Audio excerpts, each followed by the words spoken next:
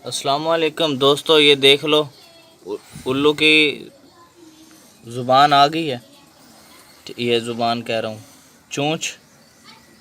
अच्छा, ये उल्लू की ज़ुबान रही। ये उल्लू की ज़ुबान है मेरे पास।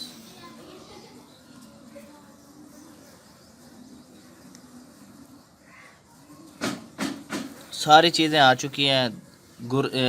पोटा भी आ गया है, आंतड़ियाँ भी आ गई हैं, कलेजी भी आ गई है, दिल भी आ गया है, गुर्दे भी आ गए। एक गुर्दा कहाँ गया?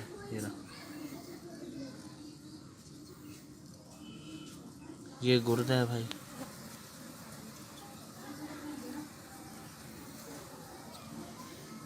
ठीक है, कितने बजे तुम्हारे दर्शन करके गए हैं?